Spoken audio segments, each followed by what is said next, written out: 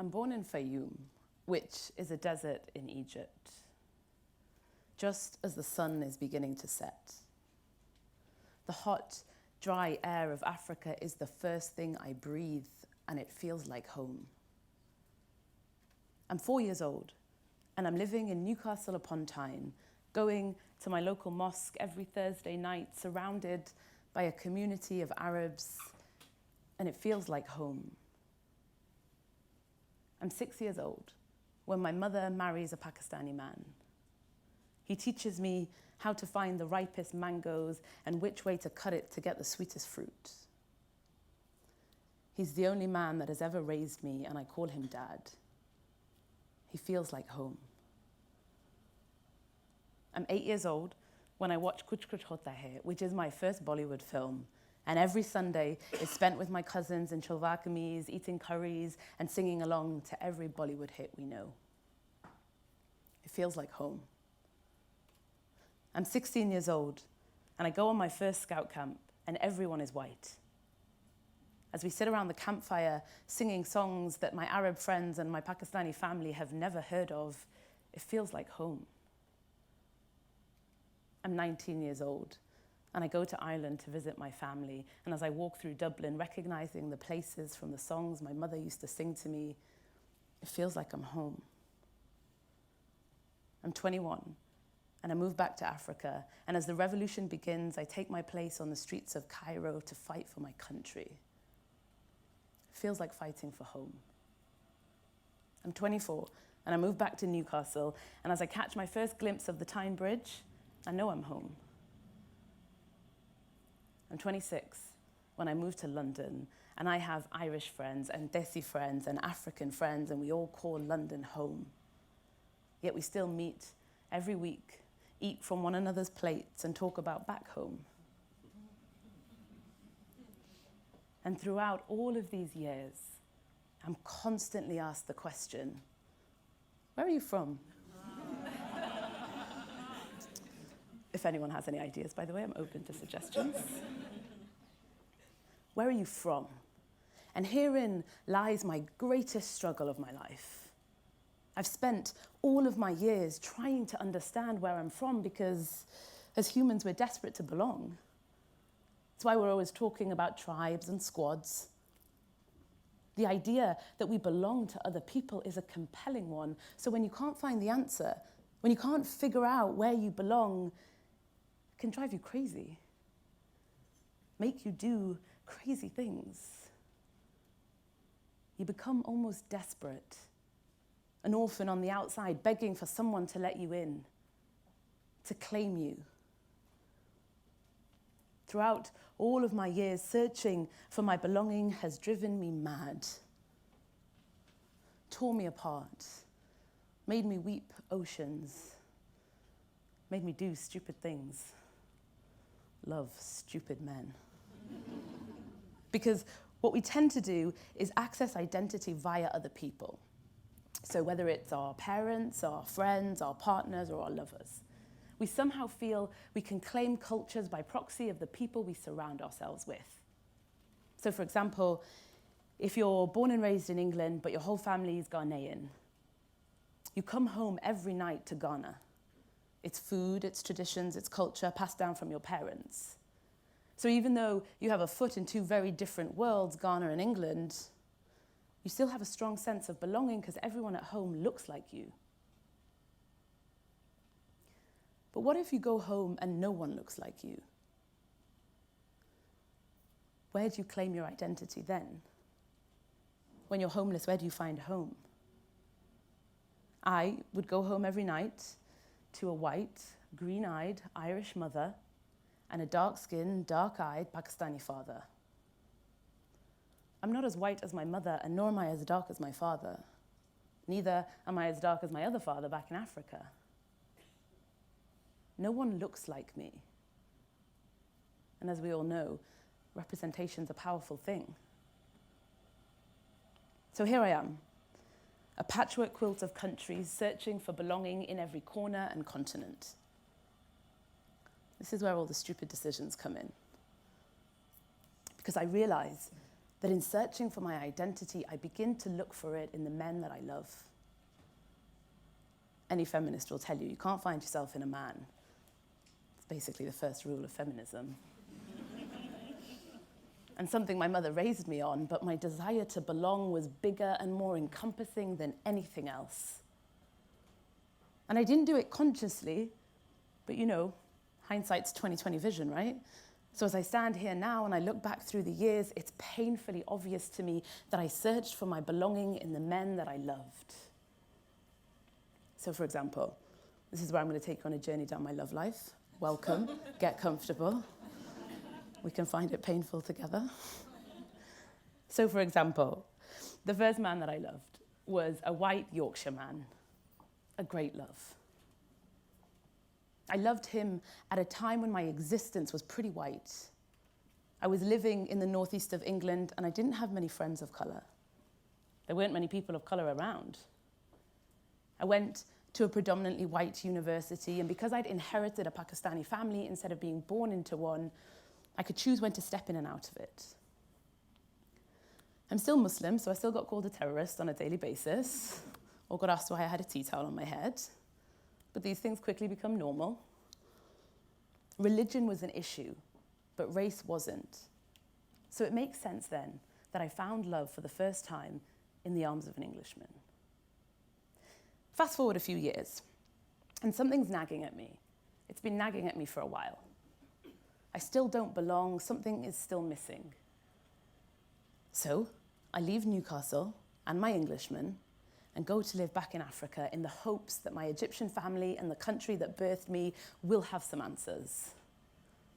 I become consumed with being Egyptian. I'm learning the language, I'm making friends, I'm complaining about the traffic, I'm living the traditions, I'm fighting in the revolution, I'm debating the politics, and I fall in love with an Egyptian man. He has 2 Egyptian parents, a house in Cairo, has spoken the language since he was born, and is more Egyptian than I've ever been. So it makes sense then that I find love for the second time in the arms of an Egyptian man. Fast forward a few years, something's still nagging at me. My Egyptian aunties keep telling me to stay out of the sun because it'll make my skin too black and I'm already too dark. The racism of an Arab country that is refusing to acknowledge its African roots is really starting to stick in my throat. My Egyptian love is abusive and it's starting to change me. I'm ignoring my Irish side, my British side, my Pakistani side because he doesn't like it, and I'm desperate to be Egyptian, to be anything. I suddenly don't feel so whole anymore. I move back to Newcastle and eventually London, where my Egyptian man leaves me. I'm too westernized for him now. Fast forward a few years, I'm living in London and I'm surrounded by African and Caribbean friends, and I thrive in communities of colour. Embrace the colour of my skin, celebrate blackness, talk about oppression, debate racism, share stories, and I fall in love for the third time with the Grenadian man. He is a proud black man, emphatically involved in conversations about race. We talk and we talk and we talk about our racism, and we share stories. I'm working in the corporate world, and I'm so tired of being called exotic. The racism of England and the Arab communities is making me angry, and I don't want anything to do with either of them. I'm furious that I'm getting paid less than my white colleagues, but I still recognize I get paid more than my black friends. It makes sense then that I fall in love for the third time with the Grenadian man. Fast forward, it was a disaster. I'm sure you know. But this is so often how it is. When you have a foot in 2 different worlds, whether because of a mixed heritage history or because of the diaspora, you're constantly moving between cultures, desperately trying to find a foothold in one of them and never good enough for either of them. In Egypt, they call me Agnabeya, which means foreigner. In England, they tell me to go back home. I don't drink, so in Ireland, they don't understand me at all. I think they'd forgive me the colour of my skin if only I'd have a pint of Guinness with them. The Pakistanis don't even consider that I might belong to them. And the Geordies keep asking me, where are you from? And when I say Newcastle, they say, no, where are you from? And this is how I've lived my whole life. A no man's land, an unclaimed thing. And like I told you, it's been one of the greatest sadnesses of my life. But in all the fumbling around for belonging, and in all the heartbreak, and in all the wrong places I've looked, and God knows there's been so many of them, I have learned some things. Firstly, I've learned that no one can give your identity to you, least of all a man. That was a bitter lesson to learn. Your parents can't give it to you either, and nor can your friends. Your identity is something you have to reach out for with both hands and claim. No one was going to make me African. I had to do it all on my own. The fact that I was born in North Africa, inhabit the cultures and traditions of North Africa, and find affinity with the societies and practices of North Africa is enough for me to claim that identity. I don't need anyone else to do it. In the same way, I don't need to have been born in Ireland to feel Irish. I grew up with an Irish family, understand the history and nuances of that country, and celebrate the stories and songs of its culture. I don't need to be any whiter to be Irish. I could go on, but you get the point. Your identity is a reclamation. It's a conscious thing you must stand up and take over and over again. The second thing I learned was that never fully belonging in one place can actually be a really beautiful thing. Throughout the whole search for my identity, my lack of belonging and my confusing heritage has been a chain around my neck, a fever dream, a mirage that I've constantly reached out to try and touch, and every time I get close, it disappears. So I'm not trying to belong anymore. I recognize that I belong to no single country, culture, or group of people. Instead, I have the privilege and responsibility of stepping in and out of different worlds. And I say responsibility because it is just that. The different worlds that I operate in give me access to a multitude of people, and therefore I have a duty to represent all of my people in those worlds. I get to push the boundaries a little bit more because I'm never really one of them, whoever them are in this particular instance. I'm afforded more liabilities. I'm afforded light skin privilege, British passport privilege, mixed race eroticized privilege. And there's nothing wrong with recognizing your privilege, but the question is, what are you going to do with it to help your people out? I have had the privilege of a phenomenal education, and it's helped me get high-paying jobs and a successful corporate career. In turn, I took all of that and started a business, and now my business only hires women and people of color. That's how I'm using my privilege. I'm always trying to pull up a seat next to me or give it up where and when necessary. Not everyone gets to move in so many different worlds, and actually it's a wonderful thing. The third thing that I've learned is that your identity is not a stagnant thing. For so long, we've fallen into the trap of believing that it's set in stone, when in reality, it's an ever-evolving thing. You're allowed to be British to your bones one day and then nothing but African the next. Your identity is limitless in its ability to flex and grow and change. We should always be striving to keep evolving our identities. It's a constant reclaiming and rejecting, and that's okay. And fourthly, and perhaps most importantly, I've learned that when people ask you, where are you from? Maybe your from doesn't mean country anymore.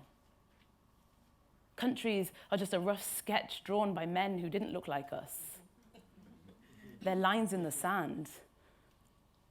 They're the fallout of war and power and greed. Borders and boundary lines are always changing. Countries rise and fall. Our very own borders are being negotiated as Brexit reminds us that nothing is certain, and we too might have to fight to get over a border one day. Countries always change, so they feel insufficient to use them as a barometer of belonging and identity. It also feels that with country, there comes the connotations of, eludes the connotations of patriotic behavior. When you come from different worlds, that's often uncomfortable. I'm from a people who were colonizers and from a people who were colonized. So the nationalism that comes with belonging to a country proudly is often jarring for me. It also feels a bit limiting. My identity and belonging hails from so many different places and elements that I don't think it can ever fit into one country.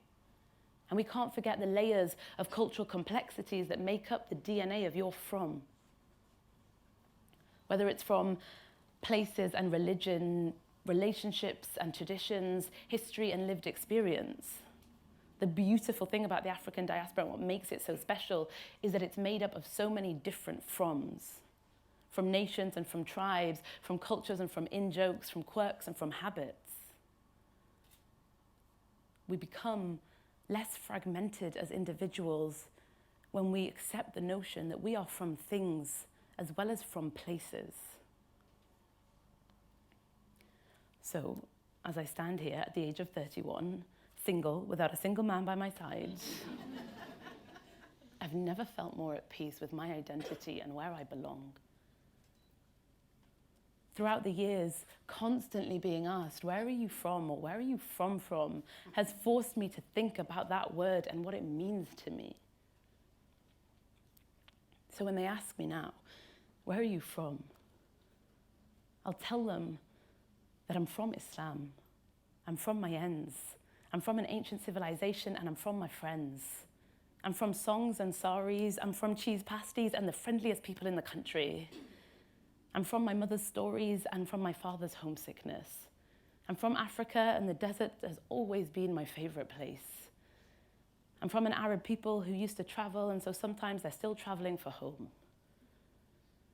I'm from a love that crossed an ocean.